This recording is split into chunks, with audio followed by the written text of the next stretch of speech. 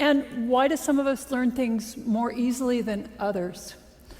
So, as I was mentioned, I'm Dr. Laura Boyd. I'm a brain researcher here at the University of British Columbia, and these are the questions that fascinate me. So brain research is one of the great frontiers in the understanding of human physiology, and also in the consideration of what makes us who we are. It's an amazing time to be a brain researcher, and I would argue to you that I have the most interesting job in the world. What we know about the brain is changing at a breathtaking pace. And much of what we thought we knew and understood about the brain turns out to be not true or incomplete. Now, some of these misconceptions are more obvious than others. For example, we used to think that after childhood, the brain really could not change. And it turns out that nothing could be farther from the truth. Another misconception about the brain is that you only use parts of it at any given time, and it's silent when you do nothing. Well, this is also untrue. It turns out that even when you're at rest and thinking of nothing, your brain is highly active.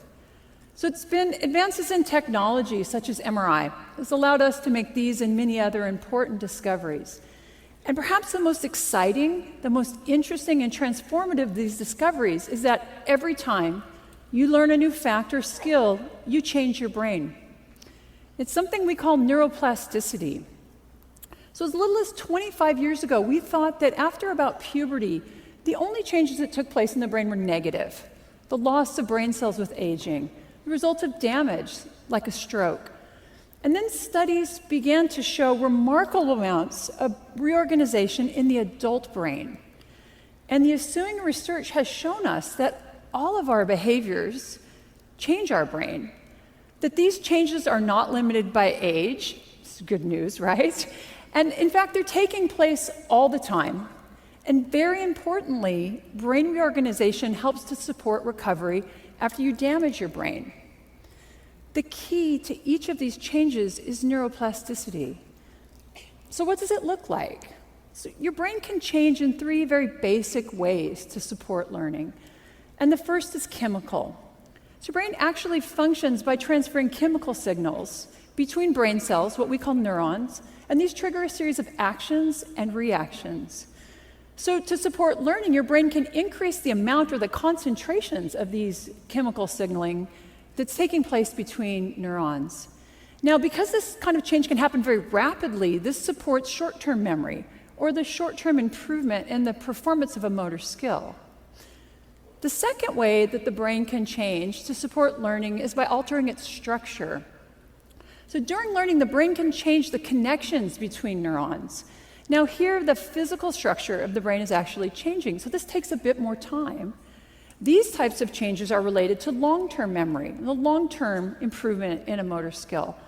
Now, these processes, they interact, and let me give you an example of how. So we've all tried to learn a new motor skill, maybe playing the piano, maybe learning to juggle. And you've had the experience of getting better and better within a single session of practice and thinking, I've got it. And then maybe you've returned the next day and all those improvements from the day before, they're lost. What happened? Well, in the short term, your brain was able to increase the chemical signaling between your neurons. But for some reason, those changes did not induce the structural change that are necessary to support long-term memory. Remember that long-term memories take time, and what you see in the short term does not reflect learning. It's these physical changes that are now going to support long-term memories and chemical changes that support short-term memories. Structural changes also can lead to integrated networks of brain regions that function together to support learning.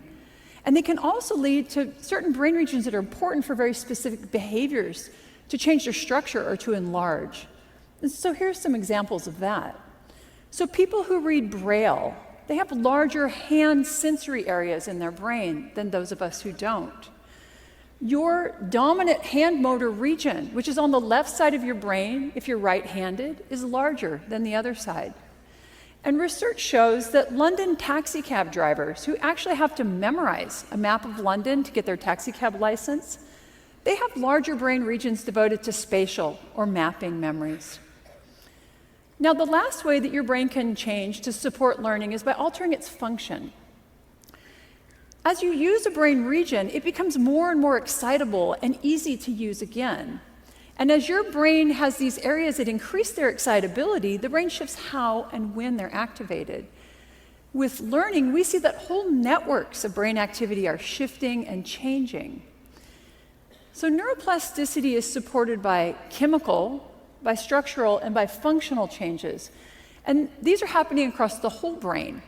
They can occur in isolation from one another, but most often they take place in concert. Together, they support learning, and they're taking place all the time. So I've just told you really how awesomely neuroplastic your brain is. So why can't you learn anything you choose to with ease? Why do our kids sometimes fail in school? Why, as we age, do we tend to forget things? And why don't people fully recover from brain damage? That is, what is it that limits and facilitates neuroplasticity? And so this is what I study. I study it specifically how it relates to recovery from stroke. So recently, stroke dropped from being the third leading cause of death in the United States to be the fourth leading cause of death. Great news, right? Well, it actually turns out that the numbers of people having a stroke has not declined. We're just better at keeping people alive after a severe stroke. It turns out to be very difficult to help the brain recover from stroke. And frankly, we have failed to develop effective rehabilitation interventions. The net result of this is that stroke is the leading cause of long-term disability in adults in the world. Individuals with stroke are younger and tending to live longer with that disability. And research from my group actually shows that the health-related quality of life of Canadians with stroke has declined. So clearly, we need to be better at helping people recover from stroke. And this is an enormous societal problem, and it's one that we're not solving. So what can be done? One thing is absolutely clear. The best driver of neuroplastic change in your brain is your behavior. The problem is that the dose of behavior, the dose of practice that's required to learn new and relearn old motor skills, it's very large. And how to effectively deliver these large doses of practice is a very difficult problem. It's also a very expensive problem. So the approach that my research has taken is to develop therapies that prime or that prepare the brain to learn. And these have included brain stimulation, exercise, and robotics. But through my research, I've realized that a major limitation to the development of therapies that speed recovery from stroke is that patterns of neuroplasticity are highly variable from person to person. Now, as a researcher, variability used to drive me crazy. It makes it very difficult to use statistics to test your data and your ideas. And because of this, medical intervention studies are specifically designed to minimize variability. But in my research, it's becoming really clear that the most important, the most informative data that we collect is showing this variability. So by studying the brain after stroke, we've learned a lot, and I think these lessons are very valuable in other areas. So the first lesson is that the primary driver of change in your brain is your behavior. So there's no neuroplasticity drug you can take. Nothing is more effective than practice at helping you learn, and the bottom line is you have to do the work. And in fact, my research has shown that increased difficulty, increased struggle, if you will, during practice actually leads to both more learning and greater structural change in the brain. The problem here is that neuroplasticity can work both ways. It can be positive. You learn something new and you refined a motor skill. It also can be negative, though. You forgot something you once knew. You become addicted to drugs. Maybe you have chronic pain. So your brain is tremendously plastic, and it's being shaped both structurally and functionally by everything you do, but also by everything that you don't do. The second lesson we've learned about the brain is that there is no one-size-fits-all approach to learning. So there's no recipe for learning. Consider the popular belief that it takes 10,000 hours of practice to learn and to master a new motor skill. Now, I can assure you it is not quite that simple. For some of us, it's going to take a lot more practice, and for others, it may take far less. So the shaping of our plastic brains it's far too unique for there to be any single intervention that's going to work for all of us. And now this realization have forced us to consider something called personalized medicine. So this is the idea that to optimize outcomes, each individual requires their own intervention.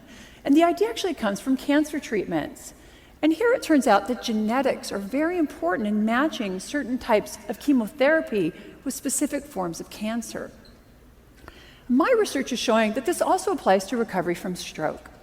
So there are certain characteristics of brain structure and function that we call biomarkers. And these biomarkers are proving to be very helpful in helping us to match specific therapies with individual patients. And the data from my lab suggests it's a combination of biomarkers that best predicts neuroplastic change and patterns of recovery after stroke. And that's not surprising given how complicated the human brain is. But I also think we can consider this concept much more broadly. Given the unique structure and function of each of our brains, what we've learned about neuroplasticity after stroke applies to everyone. Behaviors that you employ in your everyday life are important. Each of them is changing your brain. And I believe we have to consider not just personalized medicine, but personalized learning. The uniqueness of your brain will affect you, both as a learner and also as a teacher. And now this idea helps us to understand why some children can thrive in traditional education settings and others don't, why some of us can learn languages easily, and yet others can pick up any sport and excel. So when you leave this room today, your brain will not be the same as when you entered this morning. And I think that's pretty amazing. But each of you is going to have changed your brain differently. Understanding these differences, these individual patterns, this variability and change, is going to enable the next great advance in neuroscience. It's going to allow us to develop new and more effective interventions and allow for matches between learners and teachers and patients and interventions. And this does not just apply to recovery from stroke. It applies to each of us as a parent, as a teacher, as a manager, and also, because you're at TEDx today, a lifelong learner. Study how and what you learn best. Repeat those behaviors that are healthy for your brain, and break those behaviors and habits that are not. Practice. Learning is about doing the work that your brain requires. So the best strategies are going to vary between individuals. You know what? They're even going to vary within individuals. So for you, learning music may come very easily, but learning to snowboard, much harder. I hope that you leave today with a new appreciation of how magnificent your brain is. You and your plastic brain are constantly being shaped by the world around you. Understand that everything you do, everything you encounter, and everything you experience is changing your brain.